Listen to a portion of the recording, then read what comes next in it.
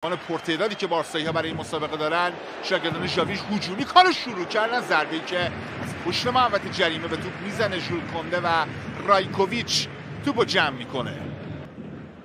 سریع بازی به وسیله ترشتگن، پاس رو به جلو، فرار رو استارت زده رافینیا، گیو توپ میخواد، خود رافینیا درون محوطه جریمه برخوردی پیدا میکنه با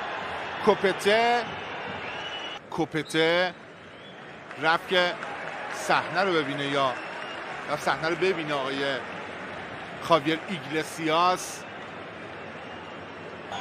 سرنگون شدن رافینیا درون محوطه جریمه. هواداران بارسلونا که منتظر اعلام ضربه پنالتی به سود تیمشون هستن و نقطه پنالتی هم داور نشون میده. خاویر ایگلسیاس نقطه پنالتی نشون میده و حالا بارسایی‌ها این فرصت رو دارن که گل اول این دیدار رو در 23مین دقیقه مسابقه از نقطه پنالتی به ثمر برسونن. داور سوتش رو به صدا در میاره. گوندوغان دورخیزش هم کمه، ضربه رو میزنه به سمت دروازه. رایکوویچ میگیره و در بازگشت هم یامال نمیتونه دروازه رو باز کنه. لاتو او و جوانی گونزالز مدام در هنگام حملات جلو اومدن و به دنبال خلق موقعیت بودن. ارسالی که صورت میگیره و توپ به شکلی خطرناک از کنار دروازه ترشتگن به بیرون میره. حرکت یامال، سرخی داردر در بین راه رباینده توپ از پاس برای لارین، موقعیت برای بازیکنان مایورکا، حتی میتونه توپو برسونه به موریکی. تکل عالی که میزنه پاو کوبارسی و باز هم ارزش خودش رو به نمایش میگذاره این مدافع جوون.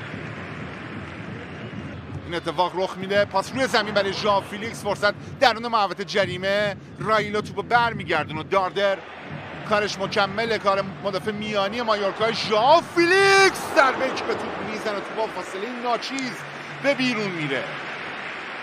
در قطر هم به عنوان دسته در کنار ژاوی حضور داشت. اسکار سانتر دروازه برای ولت موریکی، تیر دروازه به لرزه در میاد و در ادامه نمیتونه توپو گلش کنه. مانو مورلانس توپ رو بازیکن حریف برمیگردونه. در دقایق آتی و با توجه به گره خوردن بازی احتمال حضور لواندوفسکی هم در زمین وجود داره. ارسال بیرون پای تماشایی کانسلو توپ رد میکنه. رایکوویچ، یامال شوتش به سمت دروازه و به شکل معجزه‌آسا دروازه مایورکا باز نمیشه. این فرصت رو ایجاد میکنه که در جریان بازی هم تغییر سیستم رو در صورت نیاز ژاوی اعمال کنه. مارکیو یه ضربه به سمت دروازه، که قلب دفاع حریف رو بشکافن و از همونجا به گل برسن. این بار نفوذ از عمق تو هم با موفقیت بود. فرصت گلزنی ایجاد شد ولی گوندوغان نتونست که دروازه رایکوویچ رو باز کنه. لامین یامال، لواندوفسکی میچرخه به دنبال اینه که فرصت شوت زنی برای خودش فراهم بشه. یامال کنار دستش داره کنده رو خود. یامال شوت، گل! دروازه باز میشه. این بار دیگه توپش تبدیل به گل میشه. لامین یامال و رایکوویچ مغلوب یامال میشه. این استعداد برتر بلوگرانه که برای تیمش گلزنی میکنه و قفل دروازه رایکوویچ رو باز میکنه. بارسلونا 1 مایورکا 0. حضور لواندوفسکی تاثیرگذار بود و بالاخره با حضور اون شاگردان ژاوی به گل رسیدن. نقش سازنده گل رو ایفا میکنه لوا با پاسی که به یامال میده.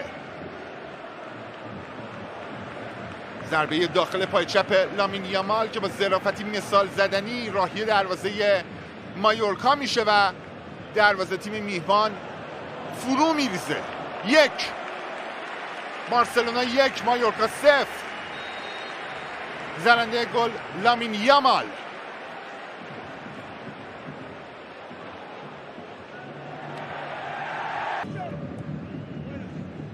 ارسال به روی دروازه، ضربه سر اولو میزنه رایلو، موقعیت برای بازیکنان مایورکا و توپ با فاصله اندک به بیرون میره. ضربه‌ای که لارین به توپ میزنه،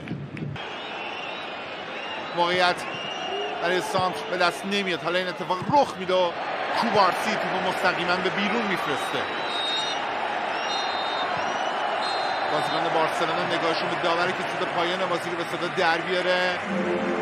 برتری 1-0 بارسلونا در بازی خانگی خودش به هفته 28 به رقابت لالیگا رو درخشش بازیکن جوون خودش یامال که تونست جایزه MVP بهترین بازیکن زمین رو هم به خودش اختصاص بده در شبی که دیگر نوجوان تیم ژاوی یعنی پاو کوبارسی هم در خط دفاعی نمایش درخشانی رو داشت. امیدوارم از تماشای مسابقه لذت برده باشید. تا دیدار بعد به اتفاق تمام همکارانم در آپارات اسپورت، شما عزیزان رو به خداوند بزرگ میسپارم. خدا یار و نگهدار شما.